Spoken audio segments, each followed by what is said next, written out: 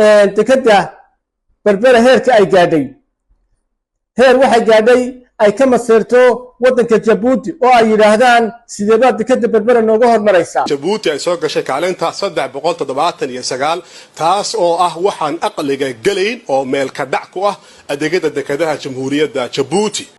halka dekada Muqdishona carabka ay xagga dama ka qaniintay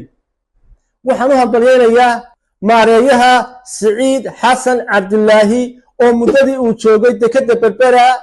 hawlo badan ka qabtay oo isbedel balaaran laga dareemayo dekada caalamiga ah ee berbera ayaa maalmihii u dambeysay waxay noqotay qabcaday warbaahinta dunida iyo caalamkuba ay isha ku hayaan muddo 7 sano oo xilka hayay maareeyaha dekadaha Soomaaliland mudane Saciid Xasan Cabdullaahi ayaa dekada berbera laga dareemayay barukac baaxad leh waxaanu ku guuleystay maareeyaha Saciid isagoo garab ka helaya shirkadaha sida gaarka ah dekada berbera uga shaqeeya oo ay kow ka tahay uguna horeyso shirkada weyn ee DP World in dekada berbera uu maareeyaha Saciid uu ka dhigo goob ay dunidu qaada dhigto horumarka kala duwan ee ka socda dekada berbera ayaa waxa ay noqotay dekad ay maraakiibta ugu waaweyn ee dunidu ay ku soo xidhato sanadihii u dambeeyay qiimeyn lagu sameeyay 10 dekadood ee ugu mashquulka badan Afrika ayaa dekada berbera kaalinta labaad ka gashay sidoo kale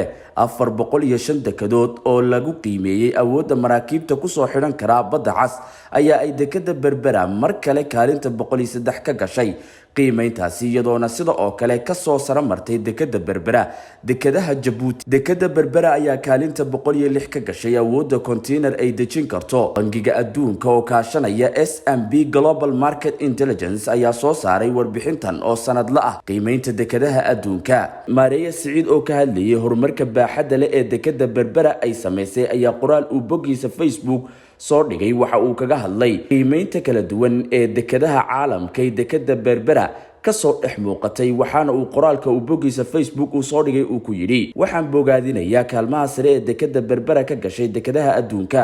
waxa suurtageliyay in aynu kaalmahaas galno shaqo wanaagga dhammaan qaybaha kala duwan ee dekada berbera ka howlgala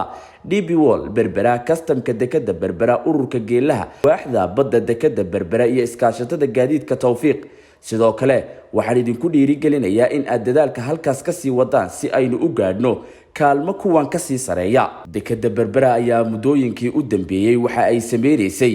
korukac baaxad leh oo ay ka soo dhex muuqanayso dekada caalamka ugu waaweyn iyadoona ka sara martay dekada ay dunidu aad u isticmaasho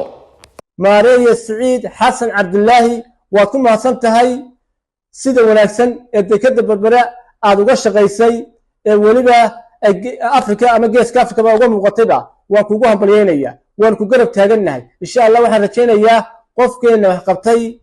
in la abaal mariyo dhabarka laga taabto waliba lagu bogaadiyo si hawlo kale ka soo wanaagsan inuu qabto